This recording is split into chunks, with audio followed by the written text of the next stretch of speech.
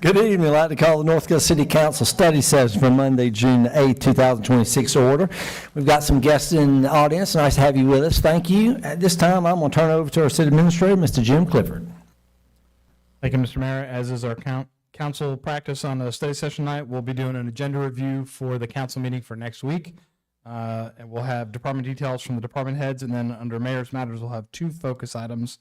First being from Edgefield County to talk about impact fees and a request that they're going to have for the City of North Augusta Council in the future. And then James Sutton will be giving a closeout report on the SCIP, RIA, and ARPA funded wastewater projects that were associated for the last several years. So we'll go through all those tonight. And with that, we'll go ahead and go right into the agenda review.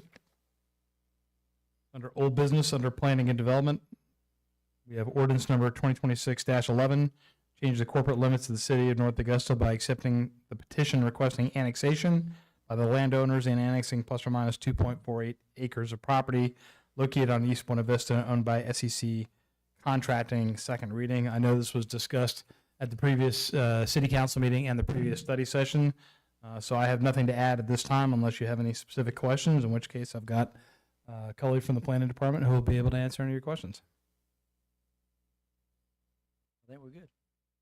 Okay, I think the most substantive thing that we're going to have on the agenda for consideration is under new business, and so we'll go into item number 7 under Parks and Recreation, which is ordinance number 2026-12, granting an easement on city property that includes Summerfield Park to Dominion Energy South Carolina for placement of facilities to serve North Augusta Middle School, first reading. So even though this is listed as a Parks and Rec item, and I know it doesn't necessarily show it in the council packet as cleanly as we'd like, we have some additional photos that we're going to be showing. The root cause of why this is before the city council for consideration is because of the improvements to North Augusta Middle School. So as you recall, North Augusta Middle School, the school district is going to build a concurrent building right next door to the current facility. They have some additional requirements associated with that, and that would involve an easement for Dominion Power that would affect Summerfield Park across the street. So even though this is a Parks and Rec item, just because it's affecting Summerfield Park, but the real so what of this is in direct support of the North Augusta Middle School project. And so with that, I'm going to turn it over to Rick Meyer.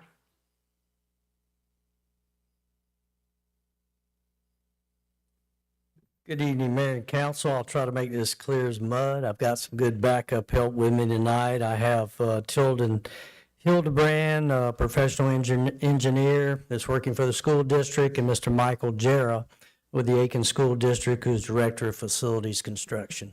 Next slide, please. As Mr. Clifford mentioned, this is about North Augusta Middle School additions by the Aiken School District. And with this addition, they are required by South Carolina Department of Transportation to restripe Old Edgefield Road and to include turn lanes. So you're talking about widening Old Edgefield Road by approximately 12 to 15 feet.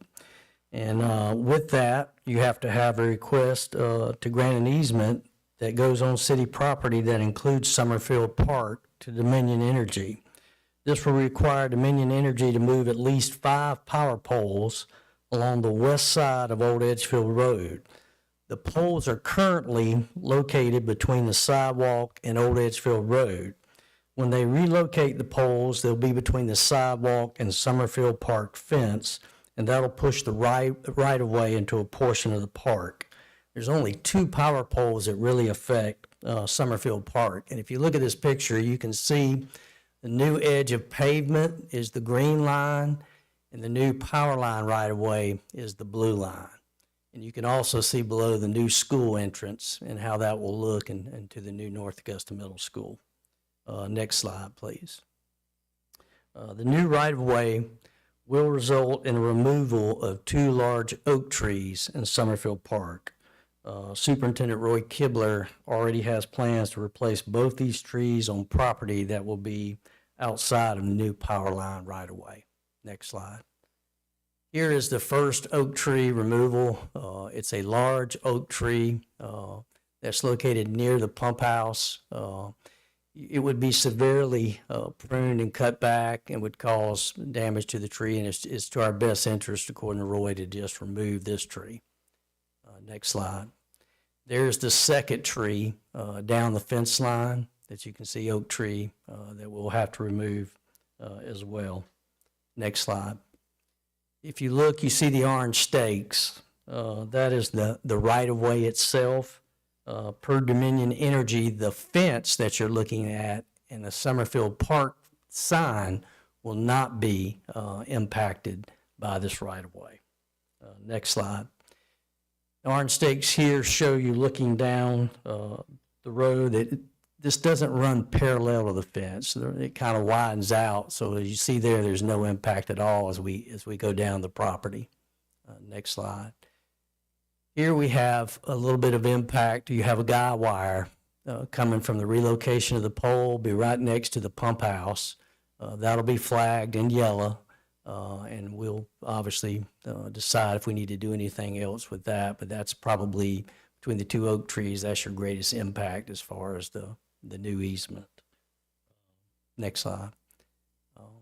That basically is it for what I have. If you have any questions, I'd be glad to answer, and that's why I have Tilden and Michael here to answer any questions. What's the time frame for this? I'm gonna let these gentlemen answer that if you would.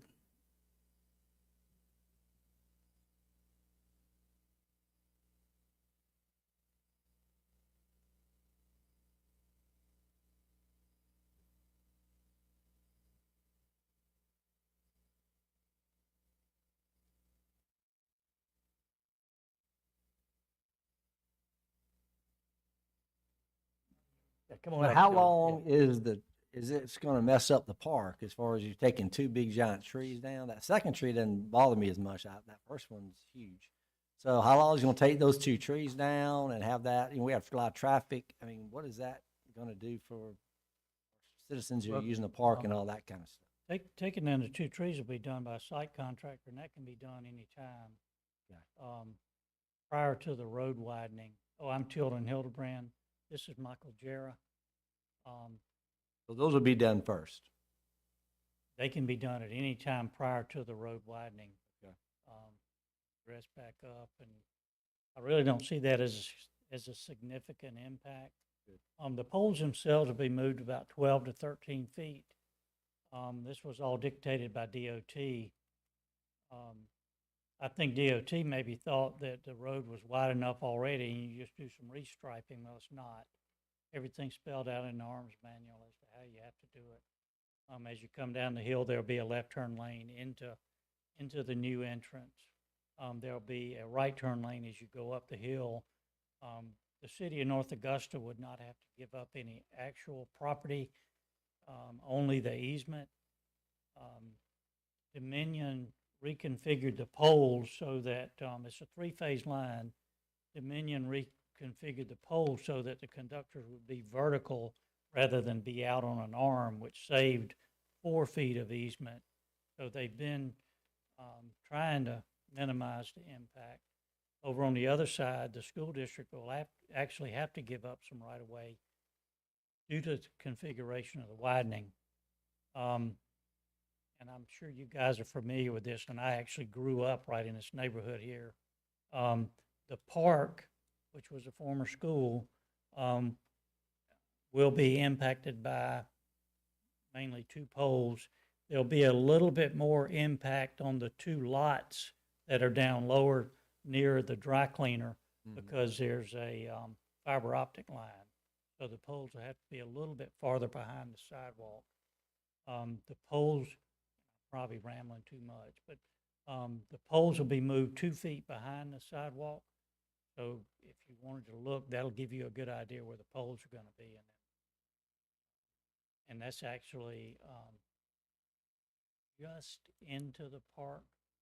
The property line right away is about right at the back of the sidewalk. Thank you. This may be a question for Dominion, but is underground power even a possibility rather than poles Well, and cutting trees down? They did look at that.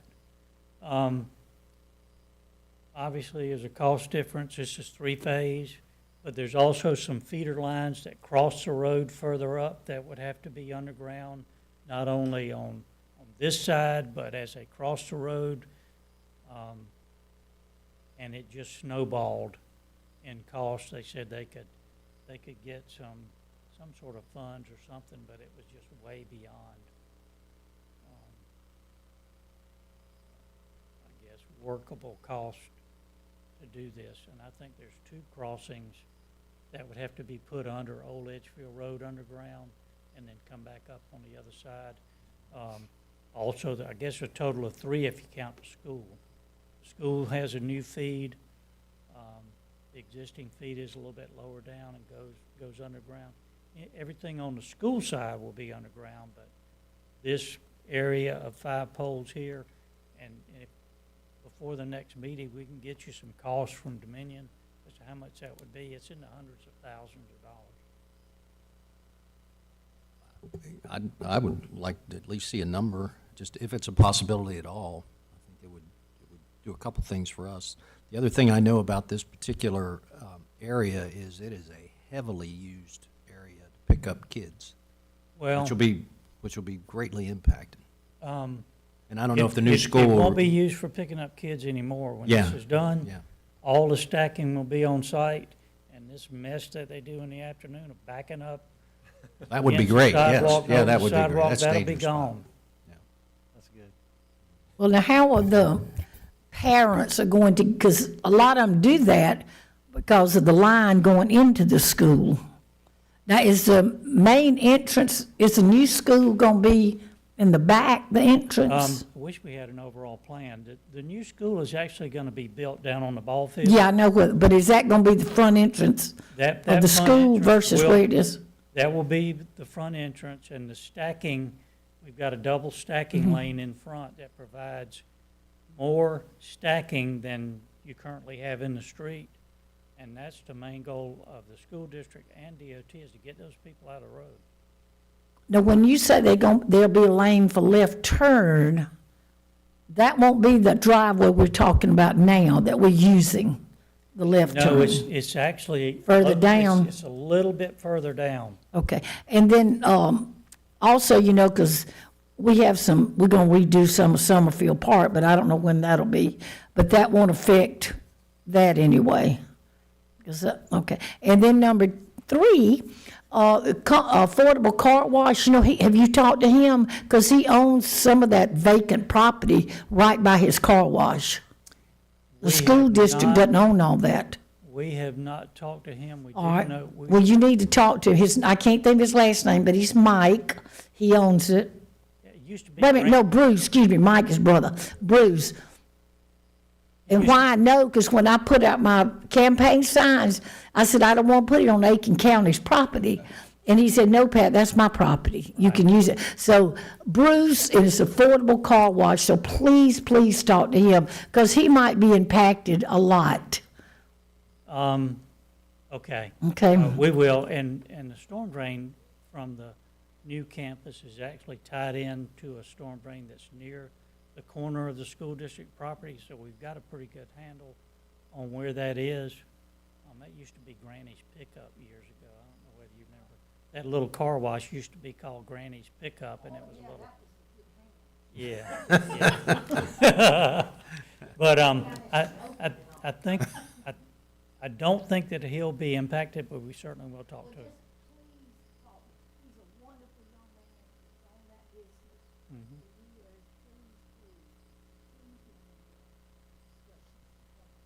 We will. There's a ton of walkers that come out of that school in the afternoon too, little kids. And they walk a couple blocks this way, a couple blocks Yeah. that way. Yeah. Is there a plan to keep them safe as well? We actually coordinated, I think Cully's the one that brought it up, with planning and public safety as to where to put that crosswalk. It's actually very close to where it is now, but that's been coordinated also. Thank you. Actually, I used to, a long time ago, I used to live in that neighborhood down there, and I went to Summerfield, walked there, then after I got out of Summerfield, I walked to North Augusta Junior High. Well, a lot of the children that walk live in Gentry Trailer Park. Yeah, Yeah. You know, they come out there and walk. all the way uphill, yeah. Yeah.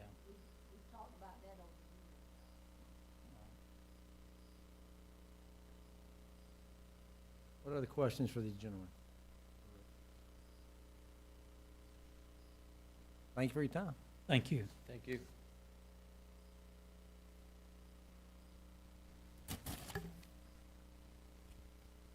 All right, now moving on to the last item for the agenda review under tourism, resolution number 2026-34, authorizing CPSD for community center improvements.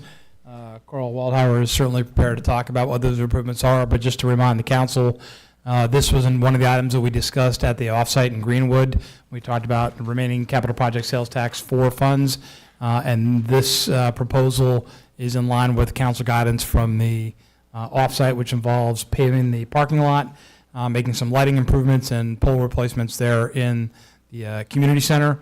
But I'll defer to Carl for any additional information about that. But the bids have all been received, and we're prepared to move forward either through state contractor bids on the improvements to the community center.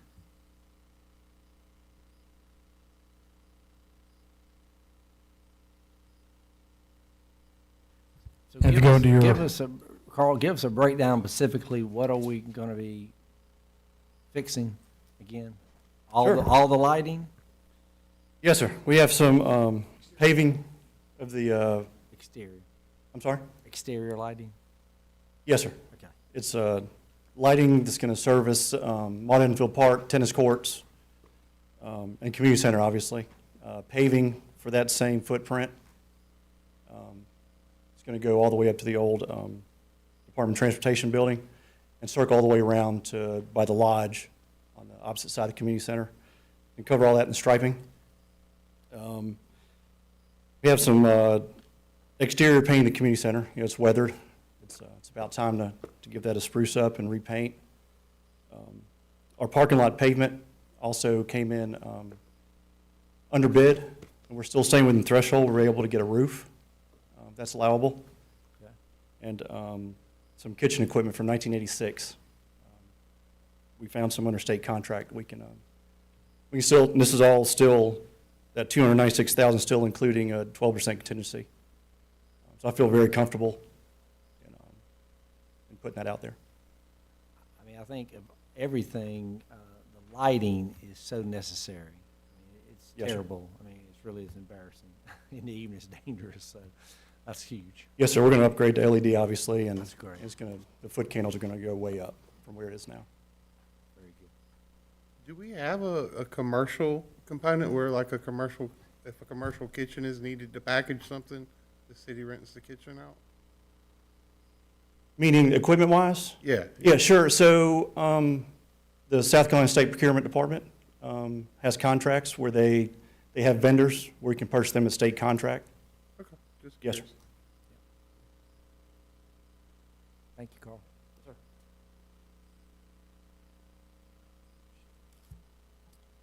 So barring any additional questions, that concludes the agenda review, and we're going to go ahead and move into department details, and I'll either let Kayla run it, or I can do it. Kayla, you want to take a shot at it? All right. Up first, we have Linda Williamson with Finance. Good evening, Mayor and Council. Finance Department detail update for our Cycle 1 customers. Our disconnection dates for their May balances is scheduled to begin on Tuesday, June 16th. The due date for their June 10th bills is currently July 6th. For our Cycle 2 customers, we had quite a few calls this week regarding the May 25th bills that people had not received them. So we further inquired with our printing company, who then inquired with the USPS and discovered they were missing from the Postal Service. So they have reprinted those bills for us and mailed them again without charging us for, I think those went out Friday. Due to that, we are going to move the late fees being assessed to June 29th. The due date on their printed bills is going to be June 19th, but we're going to not charge late fees until the 29th. And with that, their disconnection for their May balances will begin on Tuesday, July 7th. So, and I just wanted to notate in case we did get some information today that some people had received their bills on Saturday. So we may just have duplicate bills out there, but It's just one bill due. That's it. Thank you. I'm up next. If you look on the back of your department details, you will see our list of employment opportunities. I've had a very busy HR generalist getting this list down, so I'm very proud of her. And then next we have Tom Zeser with Engineering and Public Works.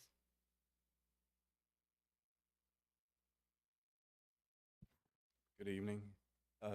Two items. First up is you'll notice over the next couple weeks we'll be Streets and Drains will be installing some new wayfinding signage downtown. Particularly, the first signs will be installed near the intersection of Center Street and Georgia Avenue. One of the sign panels is actually installed now, but there's no signs on it yet. The other one will be installed across the street at that same intersection. But these signs will have placards mounted on them that will provide direction arrows to primarily riverfront, Riverside Village venues, such as the stadium and other places of interest, as well as the new public safety headquarters complex. Part of this also, there'll be a new welcome to North Augusta, we call it a gateway sign, that is going to be installed at the nose of the island down here when you come across the bridge from Georgia. It'll be the first median there at the nose of that island. That gateway sign will greet visitors or people of the city. We are waiting for a DOT encroachment permit for that sign. So we will have that installed as soon as we receive that permit. I guess I can mention that these initial signs are being funded through a grant that was secured by Assistant Administrator McCauley. So that's how we're paying for these new wayfinding signs. And then secondly, Streets and Drains crews will also be working down at Riverside Village near the intersection of Center Street and Brissy Avenue. They'll be installing a new power center, a meter center, which will provide permanent power to the Center Street median down there. Since the tree lights were installed a while back, we've been basically borrowing through a temporary arrangement power from Crown Plaza. So we're now working with Dominion Energy to get a permanent city meter installed down there, which will provide lighting power as well as some other potential uses down there.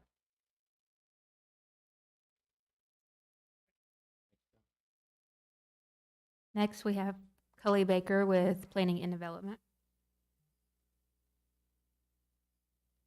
Good evening, Mayor and Council.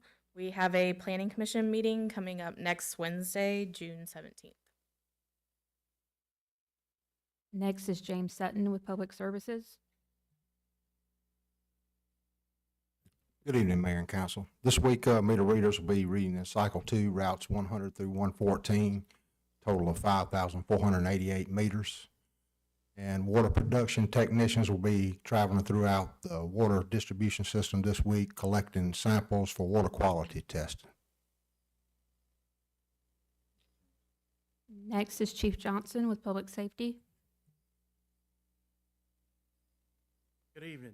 As you can see on your sheet there, once summer started, the school resource officers, when they got out for summer, they immediately began patrolling the Greenway and Brick Pond Park so that they would have it. They even started that on the half days. So they've been out there. If you've seen them, you'll see them on the Polaris and also on a bicycle patrol in that area, so they can do that. And also next week, Public Safety will be hosting the Police Chiefs Association up at our new headquarters, their quarterly training. That'll be taking place on June 18th. Thank you. Next is Rick Meyer with Parks and Recreation. Okay, the Activity Center is hosting the Antonio Grant Basketball Camp Monday through Thursday this week. We are also hosting the South Carolina High School League Boys Basketball event Friday through Sunday in all 6 gyms. You'll have high schools from all over the state of South Carolina, so we should have some out-of-town guests staying and eating in our restaurants. Our 8 and under and 12 and under all-star baseball teams won the Braves Country State Championship in Aiken this past weekend. Both teams have qualified for the national tournament in Cobb County, Georgia, June 27th through 28th. Activity center improvements, as you know, the track mentioned before is been completed. We have ordered new cardio and exercise equipment, and the refinishing of gym floors and automation of basketball goals scheduled for after the Nike event, so that's scheduled for August. And that's the same timeline for the cardio exercise equipment. Activity Center Gym 2 is a polling location tomorrow for North Augusta Precinct number 67. And lastly, the Creighton Park update. Playground equipment is scheduled to be on site by August 1st with 3 weeks to install, depending on the weather, of course. And right now, we're looking at a September ribbon cutting event. That's all I have. Thank you. Last, we have Carl Waldhauer with tourism. Mayor and Council, tomorrow, Community Center will be hosting voting for the South Carolina State Primaries Precinct 25 tomorrow from 7 a.m. to 7 p.m. As y'all know, we've been hosting the early voting, so just making sure everybody knows that you report to your precincts tomorrow. Cultural Arts Council will be hosting Music in the Park this Thursday with DeVille's performing, and that's Muddenfield Park at 7 p.m. And lastly, just want to put another plug in there for our Amazing Race event coming up on July 18th. We've had about a half dozen teams sign up so far, and we've got register your team on Explore North Augusta app or on our website, explorenorthaugusta.com, and for teams of 2 to 5 folks.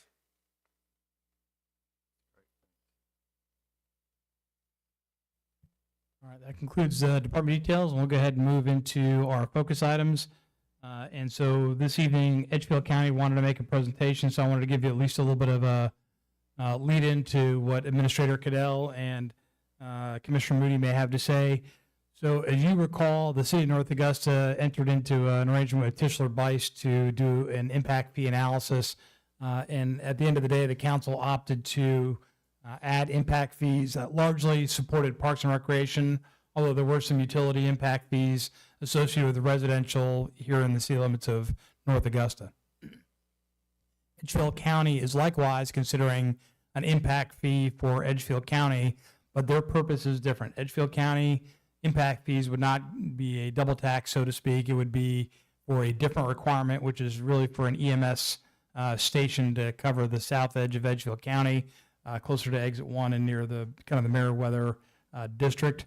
And so I believe the Edgefield County request is going to be the ability of North Augusta to collect impact fees on their behalf. So if there's a house that's built in Edgefield County, they're going to assess impact fees for that. But if that Edgefield County impact fee falls within the city limits of North Augusta, then the city of North Augusta actually has to collect that impact fee on their behalf and then give it to Edgefield County, because those permits are run through the city of North Augusta, not through Edgefield County.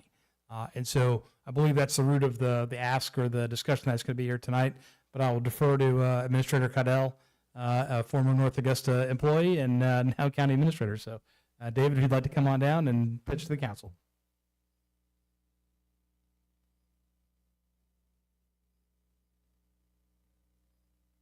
Mayor, Council, I appreciate the opportunity to be able to address you tonight. I'm so happy to see a lot of faces that are familiar to me, and had a great experience working here for 20 some odd years. So Jim sort of gave up my introduction, but essentially I'm here to let you know that soon Edgefield County Council will request that North Augusta County Council, North Augusta City Council, approve an ordinance to collect an impact fee on new construction within the Edgefield County portions of North Augusta for the purposes of the construction of a new emergency medical services substation, so an ambulance substation. So you have in front of you our impact fee study. I would like to ask that you consider this a draft document, as your decision whether or not to participate will affect the data tables in this document. So you've just gone through this process and you're aware of what impact fees are, but I just want to give a few comments about it for the public that may be watching. An impact fee is a fee collected on new construction to fund projects in areas of rapid growth where that growth is putting strain on facilities or services. Just a few rules. The fee must be proportional to the project it is collected for. That means it can't be a percentage-based fee based on the cost of a house. Everyone needs to pay a similar amount towards the capital project that you're funding. The fee may apply to capital expenditures only, not for operations, not for salaries, not for personnel. The project funded by the fee must be to the direct benefit of those paying the fee. For example, a project paid for from a fee collected in the Meriwether and North Augusta area cannot have an equal benefit to an area of Edgefield County outside of this area. It may have an incidental benefit. We may build a substation in this area, funded by this area, and an ambulance may have to support a call in another part of the county, but the primary focus must be within the area where the fee is collected. So the primary need is an emergency medical services EMS substation in the North Augusta, Meriwether, and County Line areas. These are the fastest growing areas of Edgefield County. This project will cost approximately $1 million, not counting land acquisition, design, and engineering. Just want to give you a few words about the current state of EMS, because I know the bulk of your city is in Aiken County, and you may not think about Edgefield County EMS a lot. But Edgefield County EMS is responsible for serving your citizens within Edgefield County. Right now, we have two 24-hour ambulances stationed in our main station, which is just outside of the town of Edgefield on the Johnston side. We have a third 24-hour ambulance station at the Meriwether Fire Department on Martintown Road. That's your primary service. We just added the new addition of a fourth daytime-only ambulance stationed at County Line Fire Department. That is in proximity to North Augusta on Highway 25. We have two QRVs. Those are quick response vehicles. Those are SUVs with some medical equipment that are generally driven by a supervisor. If ambulances are on other calls, that at least gets help to you quickly. We just began operation of our own EMT school to increase staffing. Staffing is a perpetual issue with emergency medical services, so we established our own school with certification through the state fire department. We graduate our first class this month of 6 EMTs. 3 years ago, County Council made EMS their top priority in the county's 5-year strategic plan. Council followed up last year by increasing tax millage to add the fourth ambulance, to increase staffing for that fourth ambulance and another QRV, and to build a new headquarters. Since that time, Council has approved a new main EMS station on US 25 South between Trenton and North Augusta in front of the Generac plant. We expect that to go into architecture towards the end of summer. We established the fourth ambulance on a 12-hour shift, a daytime shift in January. It will go 24 hours once the headquarters is built. And an additional QRV. And all staff required have been funded by council. Our next need will be the substation in the Meriwether area to house the ambulance currently at the fire department, and a second in the future, which will likely be needed within a few years, probably about the time the station gets built. This will give us 3 stations with ambulances in the Meriwether, North Augusta area, the US 25 South Corridor, and near the town of Edgefield, up from 1 station currently and rented space in a fire department. We are laser focused on doing everything we can to put ambulances in the best possible locations to improve patient outcomes by decreasing response time. And that's what it's all about.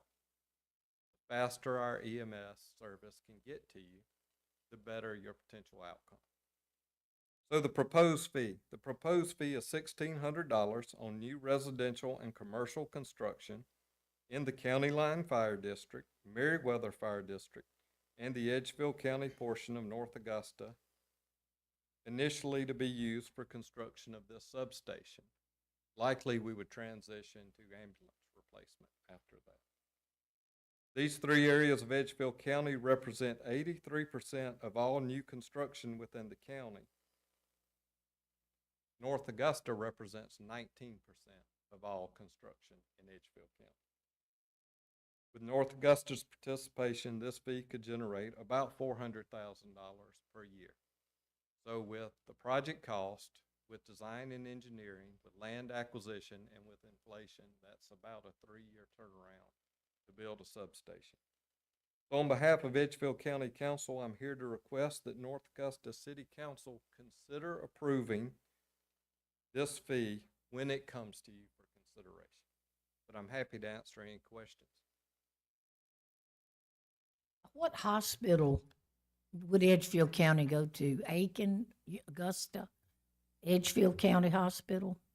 The answer is always, it depends on several factors.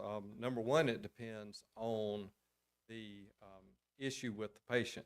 If it is a burn issue, doctors. Well, doctors, A I'm heart fine with issue, a that, yeah. stroke issue, it depends on who specializes in that. But then the patient and their family also have input on that. Where's their doctor Okay. affiliated with, things of that. Basically, these fees are gonna go right back to the area they're being taken from to supply EMS services in that area of North Augusta. That is correct. The fee would specifically go to the construction of an actual brick and mortar station that would serve the residents in the Edgefield County portion of North Augusta, Meriwether, and County Line, which is the 25 corridor. Where's that location? Where would the location be? That remains to Yeah, you be, decide, okay. to be seen. We are about to undergo a study there, but it should be centrally located, and more importantly, according to our EMS director, near arterial roads to get to each area quickly. David, just two questions. One, why did y'all decide, or why did the county settle on a flat fee versus some sort of graduated fee or something that's more proportional, I guess, to the size of the project? And two, what are the repercussions if, or what is the impact, I guess, if the city of North Augusta does not vote in favor of this? What happens? Well, I'll tackle the first question because it's easier. So my assistant administrator wrote this document. I was in agreement with him that a percentage fee or proportional fee is fair. A lot of people are flat tax type people. I think some can pay a little more. That is not how impact fees are done in South Carolina. We could not find a municipality or a county that had a true structural fee on a percentage. And that is because of the word proportional in state law. Your house could be worth $600,000 and your house could be worth $60,000. The calls are pretty much the same. So what you pay has to be proportional to what someone else pays. There is precedent to charge based on a square footage, with the reasoning that occupancy could be greater in a larger square footage home.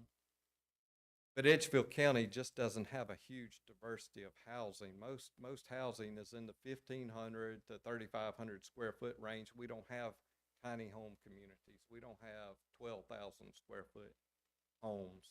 So price isn't homogeneous, but home size is pretty much.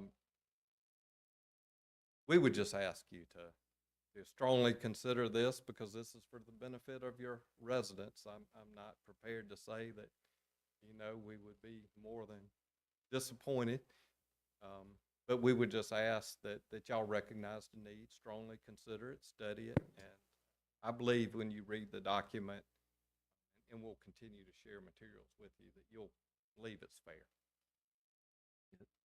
Mr. Cadell, could you review those percentages again for me? I didn't Certainly. get all of it. There was 83% of the 83% of the new homes and businesses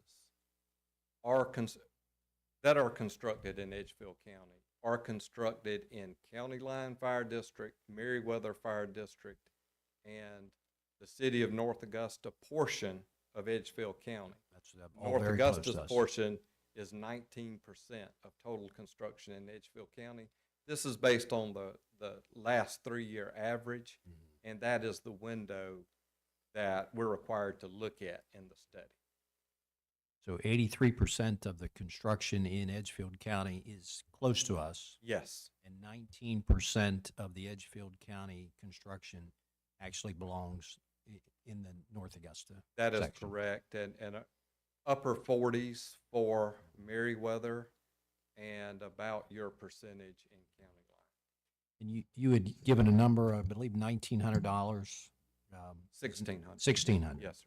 And 400,000 a year.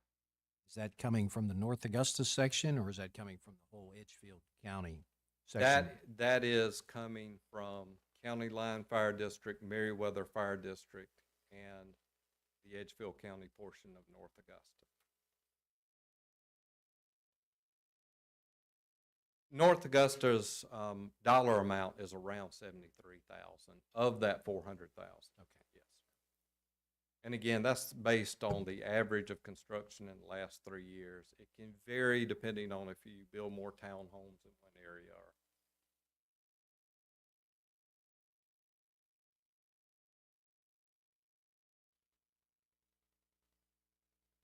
Where is the closest, maybe Mr. Clifford or Chief Johnson, you know this, where is the closest EMS facility to that area of Edgefield County at now? The closest one to that area is the Meriwether Fire Station he was referencing on Martintown Road. That Edgefield County operates? That's right. We rent space in that unit, 2 bedrooms and a bay for the ambulance. There's no expansion room. We need to build a facility that can hold 2 functioning ambulances and a spare. And of course, bedroom facilities, because these crews work 24-hour shifts. And that's up Martintown Road? So That's right. And That's would right. you anticipate this up Highway 25? I really would not. I would think Murrah, Mealing, Martintown, in that area, because our main station will be constructed in front of Generac on Highway 25. And it should begin construction next year. And then where's the closest Aiken County EMS station? Is that in the city of North Augusta? The closest Aiken County station that responds to us is the one that's where the magistrate's office is there in Belvedere. Oh, yeah.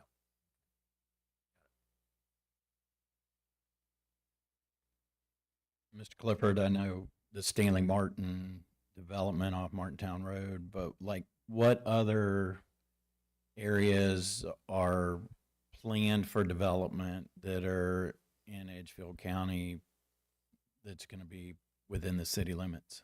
So I'd defer to Administrator Cadell about how they came up with the $73,000 amount for the city. However, we have a number of ongoing developments that are in Edgefield County. So you've got Martintown Ridge, which is a Stanley Martin facility. And depending on the timeline associated with Edgefield County's actions and a potential city of North Augusta action, you may be able to catch kind of the tail end of that development because they've already started to build there.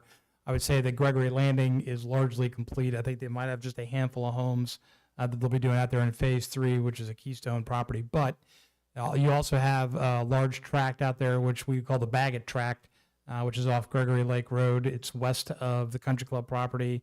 And so that has gone through multiple permutations through the planning department as far as what that could potentially be from a residential perspective. So I think that's the next, large, if you would, development that could end up in Edgefield County. That's all in the Edgefield County district. And we've also had discussions with various developers about a adjacent piece of property that fronts Murrah Road that's not currently in the city, but is certainly up for a discussion because they would have a requirement for wastewater from the city of North Augusta. So there's not a whole lot of ongoing development that are Edgefield County projects right now, but I think there's a number of future developments that are certainly in dialogue with the planning department. If I could, I would like to add something on timing from Edgefield County's standpoint. That does not need to affect your decision-making or your time frame. We have had first reading. That passed unanimously. We'll have second reading the first Tuesday of July, third reading first Tuesday of August. And we intend to implement this should it pass all three readings in the Meriwether and County Line fire districts. And then we would hope North Augusta would come along with us. Are you planning 100% of the impact fees to go to the EMS? 100% until it is paid for and covered. And the way an impact fee works in sort of a shared situation, should North Augusta come alongside of us, you can only charge an impact fee for something that is on the capital improvement plan. Edgefield County passed a plan with our recent budget. We're on a different fiscal year. We just passed our budget. That summary is in the back of that impact fee document.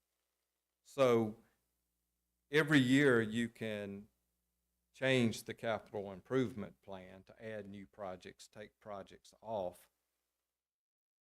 If a situation came about where the next project up benefited, let's say, the far edge of County Line away from North Augusta, then North Augusta would obviously stop collecting the fee for that project. We're asking North Augusta to collect the fee for this EMS station. And then as projects in the future come up, you would have to decide whether to participate in that. If the county, Edgefield County and North Augusta, partnered on a recreation facility, maybe you would want to consider continuing with the fee for that. But that would be purely your decision.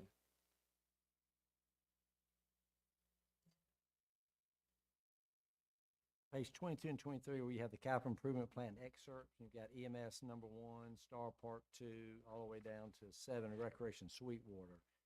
Those aren't the order of things. If the EMS gets completed, that then impact fee will go toward those, or this is just separate? Right, they're in no particular order. For example, I believe the EMS station that you referenced as number 1 is actually the headquarters in front of Generac. Item number 4 is the ambulance station, Meriwether Substation. I think John Felix's question is important just because if this all go to EMS, but a big chunk of our impact fees are Parks and Recreation. So last thing we want is us to be doing Parks and Recreation. Next thing we know, Edgefield's doing all Parks and Recreation too.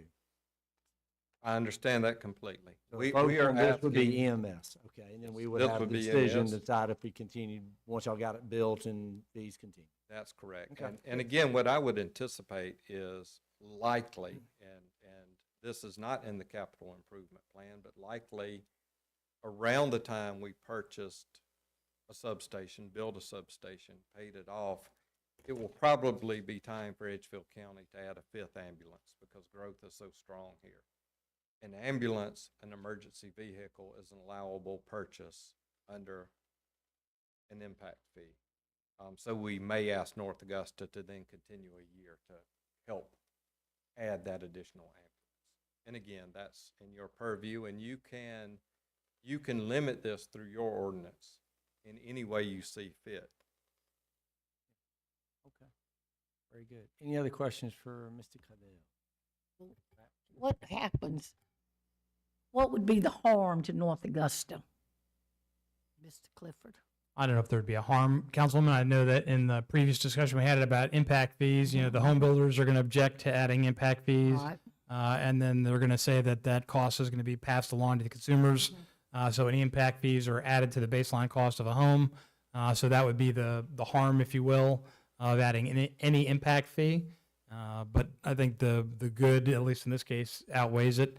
And to Administrator Cadell's point about your role as the council, you have the ability to put guardrails on those funds, and certainly within an ordinance that the city would craft in support of Edgefield County, if it gets to that, would be, you could limit that specifically to EMS services to make sure there was no money that would go to like an expansion, if you will, of impact fees for Parks and Rec if you didn't want to do that. And you could always revisit that at a later date. But there are controls that you can put in place through the ordinance that you would pass as a city council here.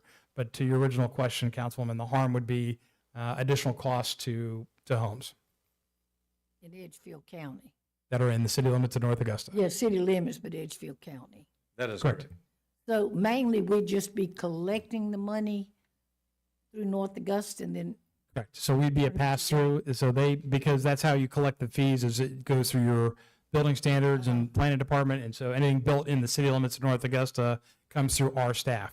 It does not go through the county staff directly, so you have to be a willing participant for us to be a pass-through, if you will, for us to collect on behalf of the county. And that's not a heavy lift for our administration at all to do that, right? Not based on the size of Edgefield County inside North Augusta, no. Any other questions?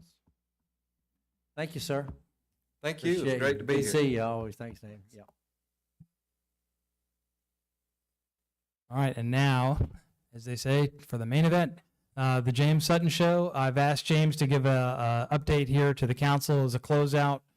James and his staff have done yeoman's work with support from Linda's staff over in finance to make this a reality. I know it's not seen by most of the citizens of the town, but I would tell you that decisions that this council and previous councils have made in regards to infrastructure spending have been well spent. And so James is going to give you an update today about what was actually accomplished with the ARPA funds along with the RIA SKIP grant that was granted to the city of North Augusta.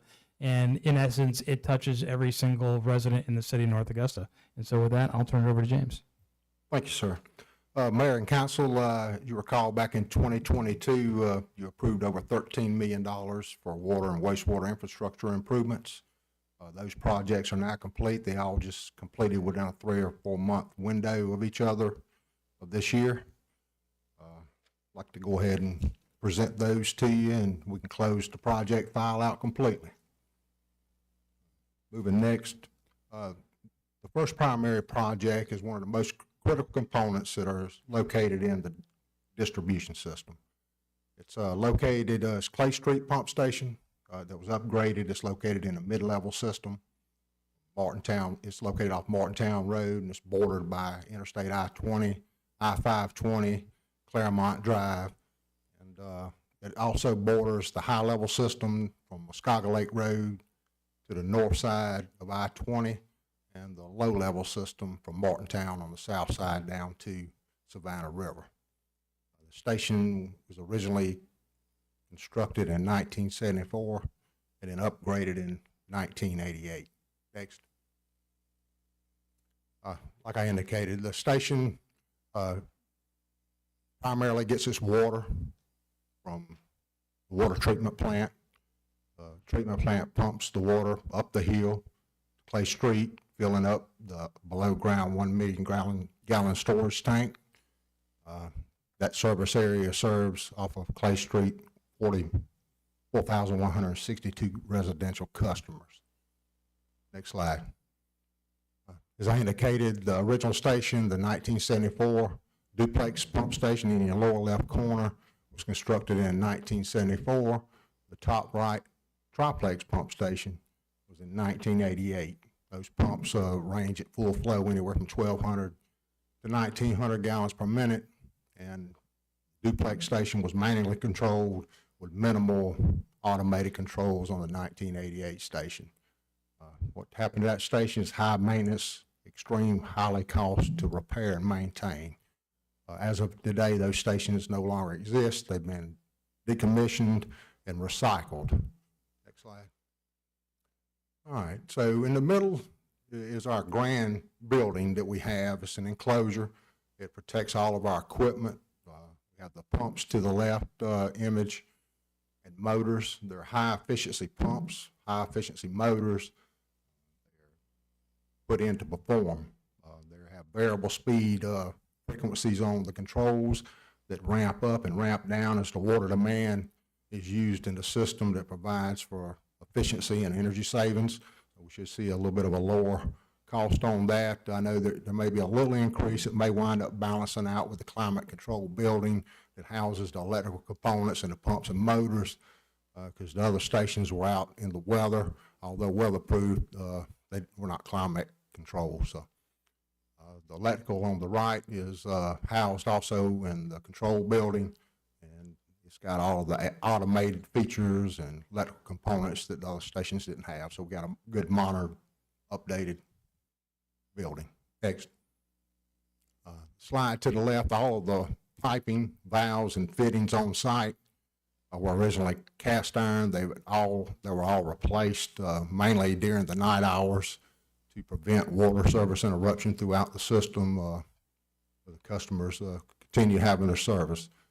And to the right is the standby generator. It's on site. It's automated. Power goes off for some reason on that site from Dominion Electric. That standby automatically cuts on. So we're not going to lose any time in between our staff getting up there to automatically cut it on manually to restore service. Next.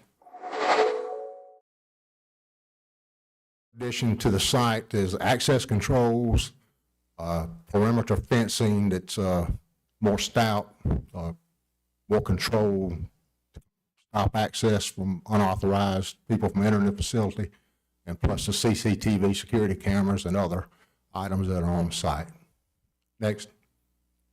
So the benefits of that project, and that, as you see on the right, that display is what the operators see at the water treatment plant. That way they can automatically control that pump station from the water treatment plant. So, those two elevated tanks there, Smithfield and 5 Notch Road, and also, I don't see it, but observatories on there as well. They can see the tank levels and know that if there's a pump not running, it needs to be running. They can activate 1 pump, 2 pumps, or 3 pumps to go along with system demand. We also got, the efficiency of the stations increased because of the high efficiency motors and pumps, as I indicated. You can sleep a little bit better at night knowing that station's upgraded, and our customers will have good continued service for years to come. Next slide. The funding sources for this project is approved by Council's American Recovery Protection Act Fund for $3.1 million. The Rural Infrastructure Authority, RIA, is $500,000, and also our own North Augusta Utility Construction Fund of $1.54. Total funding for the project was $5,163,632. Total project expense was $5,029,864.04. We went under budget on that project, over $133,000. That funding is going to be going back to North Augusta Utility Construction Fund. Next slide. All right, here's a good one. This is another one of our main improvement projects, wastewater infrastructure improvements. It included the inspection, repair, replacement, and rehabilitation of aged, deteriorated clay pipes and brick manholes in the wastewater collection system. Next. As you can see in the map on the right, the lines represent the interceptor. The interceptor basically just about encompassed 2/3 of the city. It starts in the middle of the Rapid subdivision, travels along parallel to the river, up Riverside Boulevard, Buena Vista, Atomic Road, crosses Martintown over to Edgefield, down through Crestland subdivision, over to Wimraff Court, right below the operations facility. That line there with arterial lines that connect to those interceptor lines, there's 10,463 customers that are served by that interceptor. They are the largest pipes in our collection system that range from 15, 18, and 21 inch. Next. Prior to going into the rehabilitation of the pipe system, we had to do an evaluation to see exactly what it was going to take to get the system rehabilitated and what method was going to be used to renew these pipes. So the lines were originally hydraulically closed. They were closed circuit and televised and inspected internally. and then they were ranked by condition. So like the cracked pipe may have had a rating of 3, collapsed pipe a 5, which is bad. And then a shattered pipe could have been a 2, fractured pipe a 1. So once all that information was compiled related to the pipe condition, then we was able to make a decision on the best control method to renew this pipe system. Next. All right. So the method chosen was cured in place pipe. You'll hear it, a lot of people term it CIPP.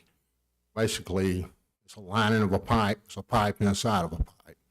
So we do have a video I'd like to show you. Kind of SAK Construction is one of our contractors who performed a couple of projects for us. It's a little brief video, kind of give you an insight on the cured in place process. SAK's no-dig, cured-in-place pipe technology is a quick and cost-effective approach to rehabilitating sewer and water pipes.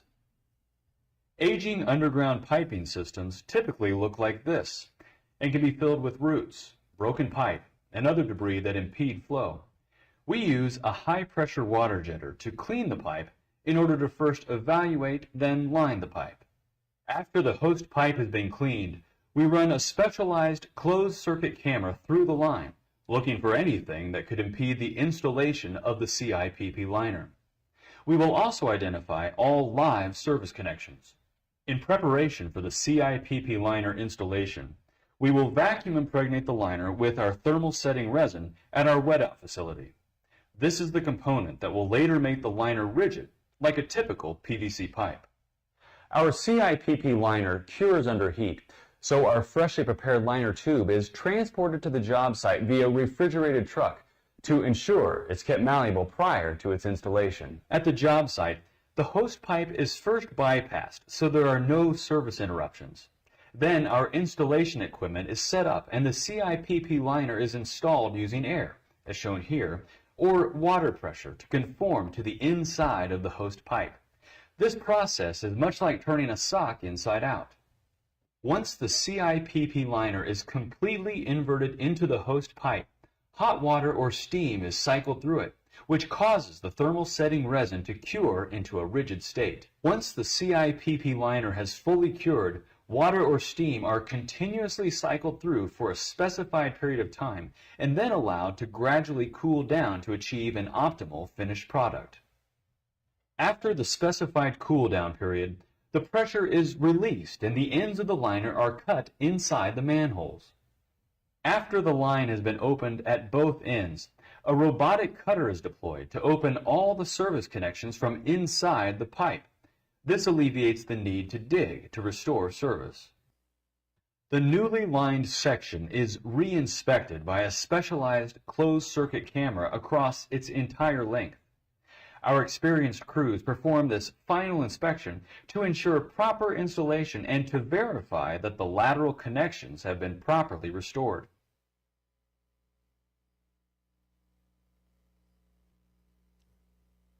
Next slide. Like I indicated, we did a ranking of the pipe conditions, and we did locate some pipes that were collapsed, that they did not qualify for the CIPP lining. We utilized city crews to make those repairs. You can see those in the images up. Those are 18-inch pipes. They were collapsed, and they went back in and spliced in those collapsed with a ductile iron pipe. Next slide. So overall, on the interceptors, there was 28,049 linear feet of clay pipe that was renewed with CIPP liners. The top images of the before are the same locations.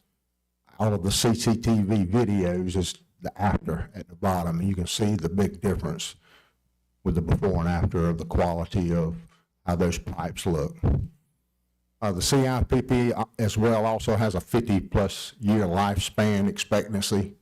It's like clay, 60 years, 50 years, when you push it to 100 years. And we've had some clay pipes in our system for 70, 80 years. So it's, we hope to get more than 50-plus years out of it. Next. We also rehabilitated all of the manholes that are located along the pipe segments of the interceptor.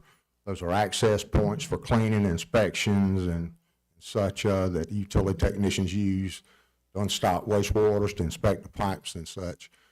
The problem with a lot of the brick manholes were missing bricks, the bottom trough that the flow goes through, the concrete was cracked, some of it was missing, mortar joints were missing and had failed. And that picture on the left is before. It's hard to see, but at the angle they have to be taken without going down into confined space. And after completed, renewed, rehabilitated manholes on the right side.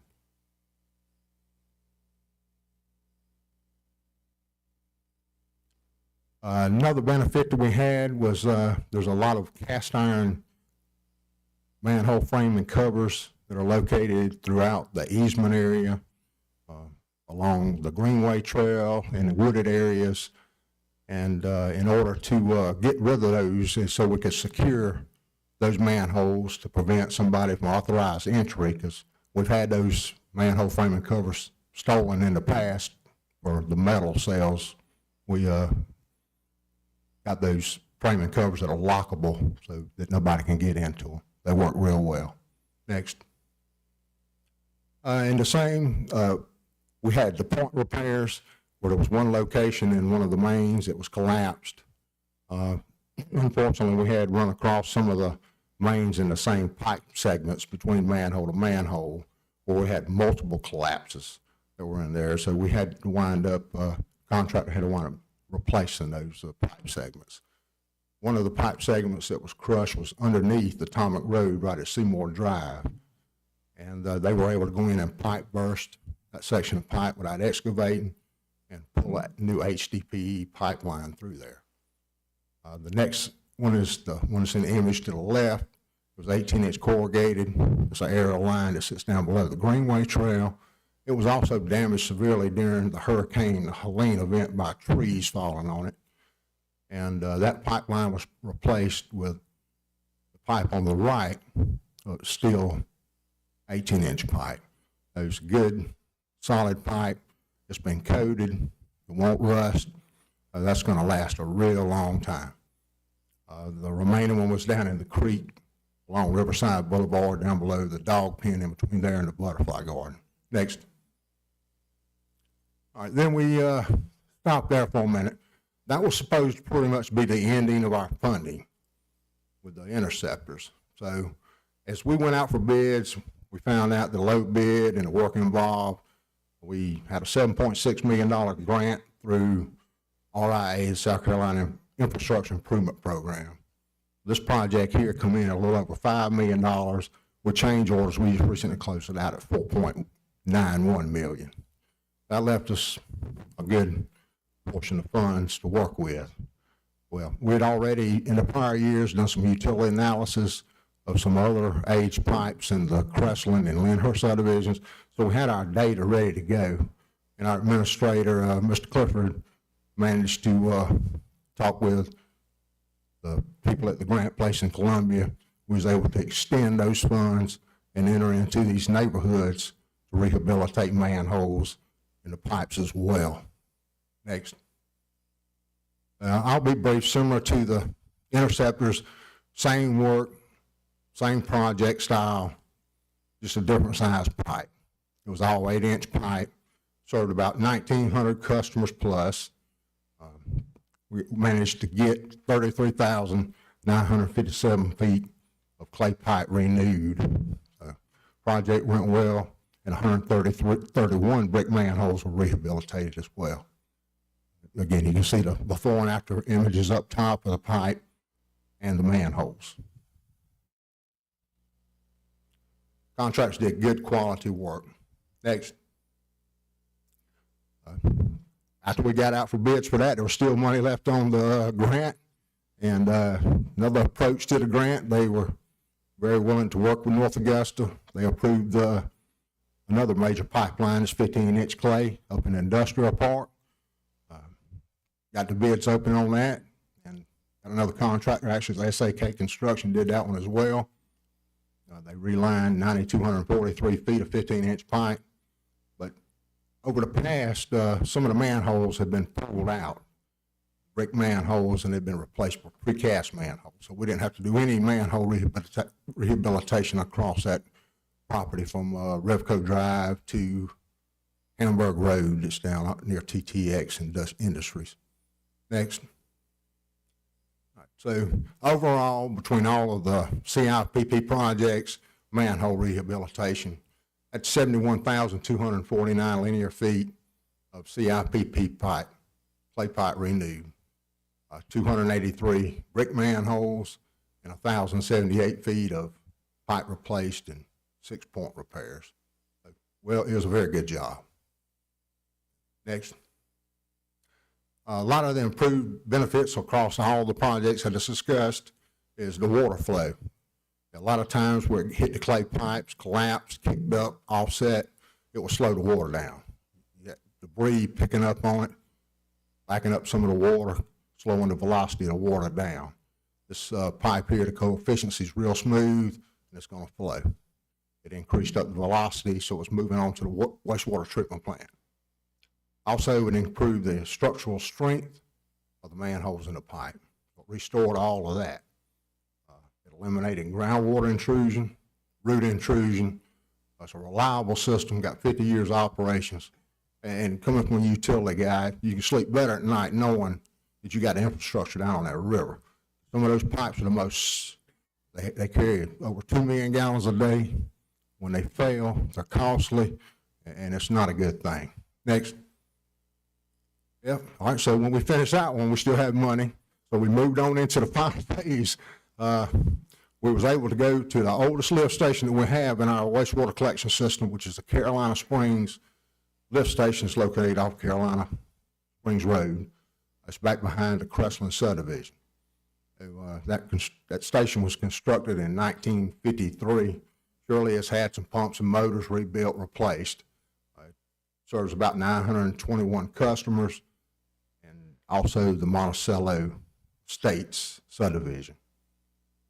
It was a underground dry pit station when we started, with outdated parts, hard access where the pumps were located, and make repairs in the pits of the pipes. Next. As you see on the left, the motors were sitting inside the building. The pumps were sitting underneath the motors, underneath the building, in a 16-foot deep dry pit.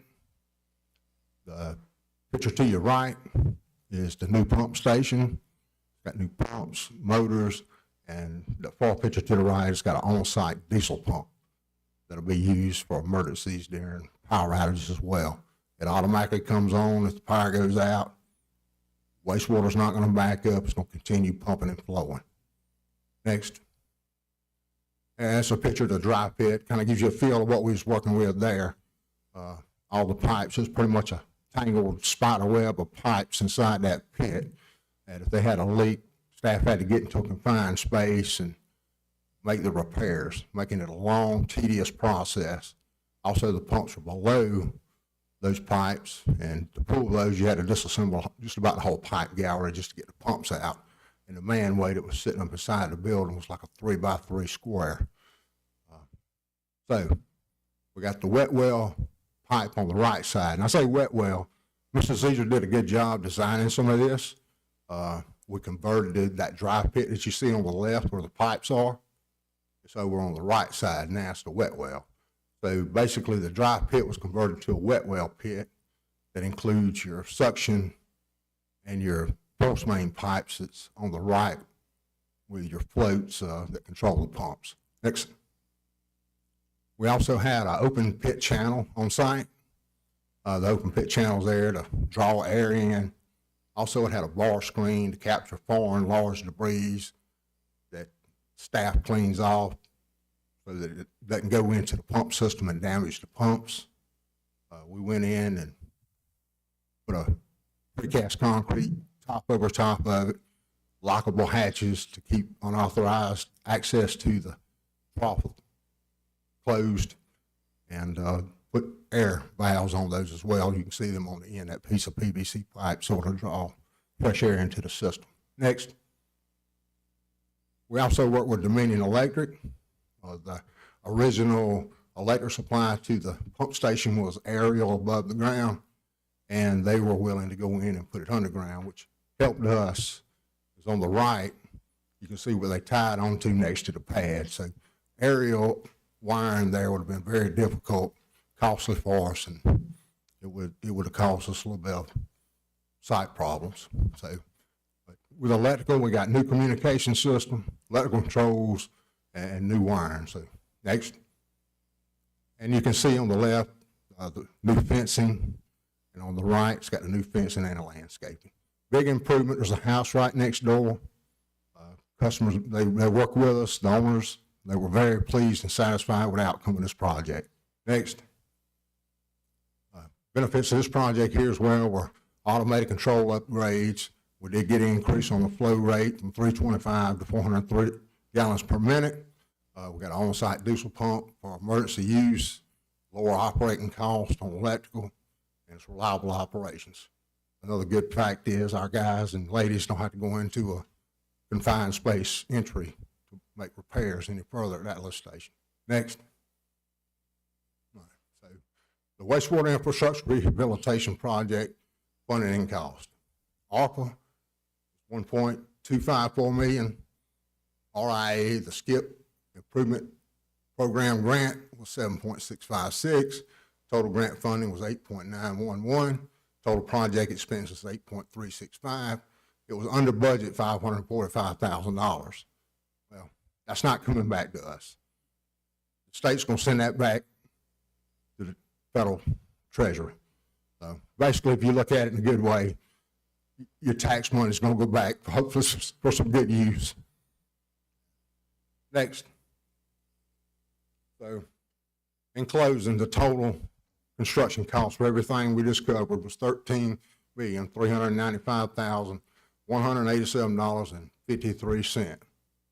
All right, so James, I'm gonna summarize. So what we just heard was basically, under your leadership, your team, assistance with directors or administration, we got over $13 million between federal money and grants, not a single taxpayer dollar that came from any property tax from citizens. And out of that, we touched every citizen in some form or fashion, whether it was water or sewer. Both projects came in under budget, which allowed us to add about 4 or 5 more projects with that. At the end of the day, we still are having to give some money back to the grant that they wouldn't let us spend it, which we could have. Yes. So I'm gonna just be real frank. When I hear people talk about the city of North Augusta is not putting infrastructure, when you hear people say that, you challenge them. What exactly are you talking about? Because for the last 4 years, we just put $13 million in the water and sewer and other projects. There's not many communities that it didn't cost a single taxpayer dollar. So when you hear people say we are not putting money in infrastructure, you make them tell you what they're expecting. Because when it comes to water and sewer, they can't say that. I commend this council, I commend this administration, but really, we've said it many times. The folks who are running this city, our directors like James Sutton, Tom Z's, and Linda, across the board are the best of the best. And I think for our citizens, you ought to be proud of what they're doing, because this is just, James, I can't tell you, man, I'm proud of you. Yeah, well, I appreciate that, Mayor and Council, but you know, there's one thing I'd like to point out if I could take a second. Sure. Our utility superintendent, Ryan Metz, is here tonight. He's played a big part in inspections and oversight on these projects. He's done exceptionally well with his staff, and also keeping things going in our system. So, you know, this stuff here, we didn't contract any of the project out as far as the oversight of the projects, engineers, none of the above. All our city staff took care of it, and I think that also led to that savings that's left over as well. Is it true Ryan said he wasn't gonna shave till he got finished, so now he'll shave? Yeah, well, he can go ahead and shave after tonight. Yeah. But, I appreciate y'all hearing it out. Hope all's well. Hope you're satisfied with the projects. You have any questions? I do have one quick question. The CIPP lining that was put into the wastewater, those are connecting, and the robot that went in and poked the holes in, those connected to houses. That's right? correct. Yes, sir. So how far back were houses putting clay pipe in to take their wastewater from their house into the city system?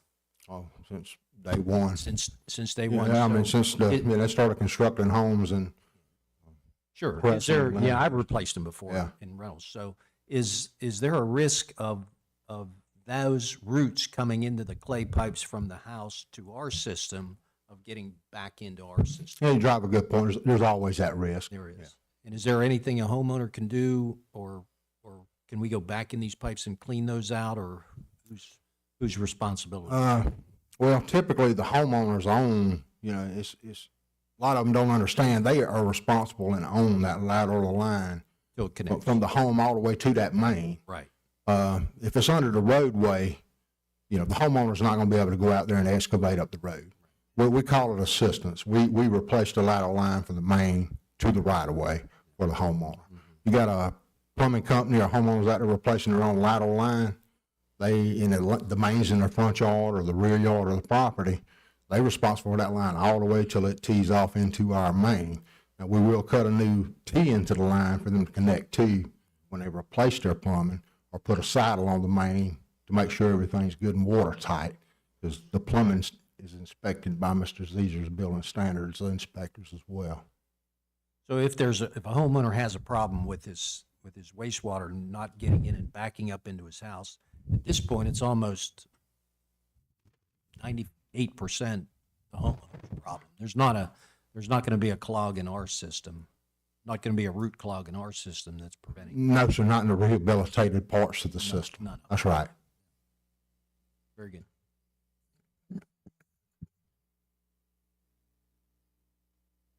Mr. Mayor and Council, that's all we have from the staff this evening, and turn it back to you. Just one more positive note, just want a big shout out to the YMCA, had a great grand opening. I thank our teams from council and chief and the public safety for participating.